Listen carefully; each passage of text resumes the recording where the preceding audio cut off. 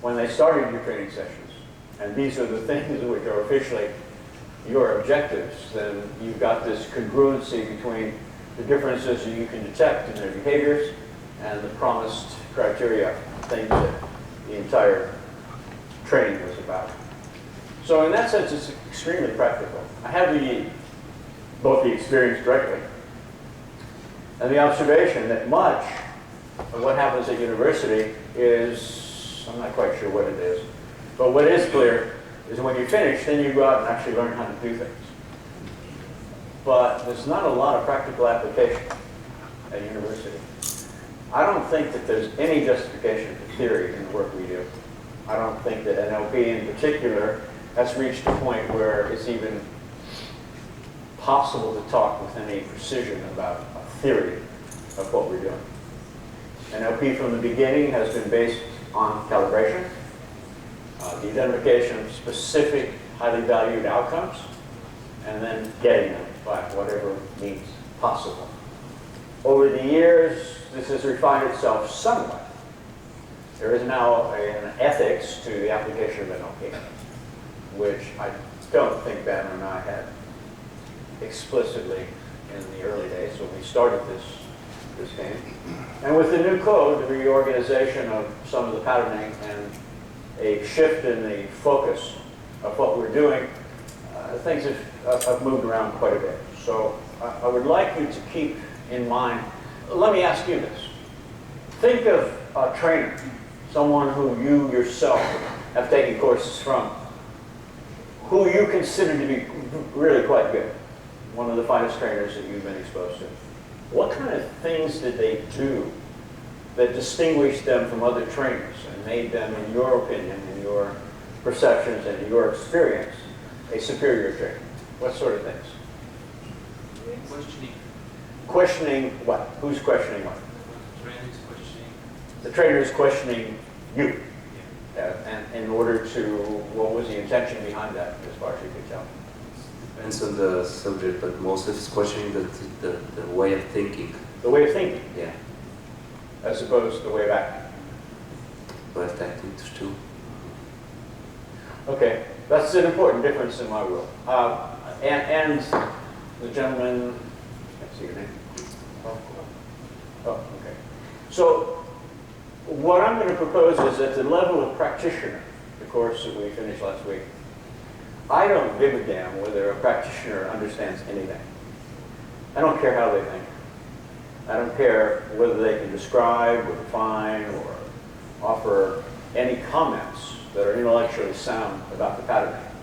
If they can be confronted with a particular challenge, somebody who wants to make a change, self-application included, which I think is the essential part, and they can select a pattern, apply the pattern successfully in the sense that it carries the client to the differences that they seek, I'm perfectly happy with that. In fact, I would prefer that at the practitioner level there was almost nothing in the way of definition, for the simple reason that a pattern presented by a presenter belongs to the presenter. A pattern that is discovered by a student, by somebody participating in the course, belongs to the person who discovers it. So there's a lot of inductive work that I think is essential to bringing people along at the practitioner level to the point where they are a fine representation of what practitioner is for NLP. But this is a different level. I know this is false, but nevertheless, I'm going to start with the assumption that you know how to do all the patterns. That is a content competency. Now, this is not true for all of you, and certainly not true for any of you for all of the patterns. But my assumption is that if you're committed enough to show up here, that you're going to be committed enough to practice the patterns which are new to you or ones you haven't been exposed to, and certainly the ones that are relatively fresh, that is, you've only done them a few times, you will obsessively, compulsively practice these things until you have the content competency, whether it's the change work at the level you do it, or negotiations, etc. At the level of NLP patterns, without a competency to actually do all of the patterns, I don't think you can really train. So this is an imperfect world. However, I want to point your attention to the fact that I'm starting with a presupposition which I know to be false, and you'll reveal how specifically it's false as we go along. So I want you to understand that content competency is a prerequisite to being a trainer. You can't do these things effectively. How can you train somebody else to do them? So at the practitioner level, I don't care whether you can think your way around these patterns or describe them. As long as you can do them, as long as you can select them, give them some challenge, and apply them effectively, I'm a happy guy. I consider this to be practitioner level competency. But when you move to the level of training, you need two things.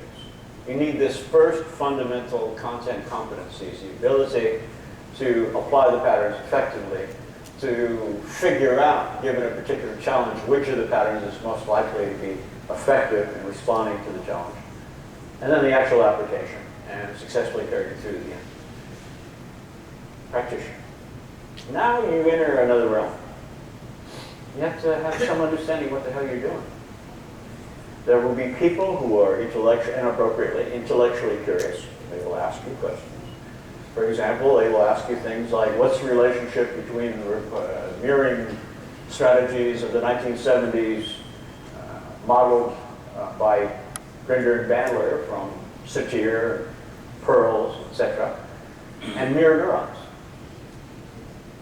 So, who's got an answer to that? How many people here are familiar with mirror neurons? Okay. For those who are not, I urge you this evening to go begin the beginning of an investigation. The investigation is a delving into the neurology, the physiology, the biochemistry. When we're calibrating, we're very much like the tracker in the woods. We see scratches at the bottom of a tree of a certain size, depth, certain kind of tree. We see tracks left by the passage of man. These are the calibration points that the hunter or the tracker uses to know what has passed and what state it was in and what it was doing there. And as we watch eye movements, as we watch changes in breathing, as we listen to the change in the voice quality of someone, we're doing exactly the same thing as the tracker. We're doing exactly the same thing as the hunter. We are looking at the remnants. We are seeing the surface reflection of deeper underlying neurological, biochemical, and physiological shifts. And the more profound your appreciation of what these things that we can see and hear directly at the surface level represent at the deeper level, neurologically, etc., the more profound our appreciation will be of the patterns that are our stock and trade in NLP, and figure out ways to use them, and from there, to actually seek out new patterns.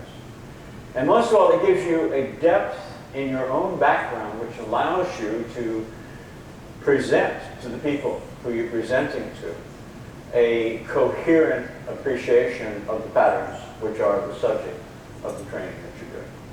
Nothing substitutes for actually being able to do it.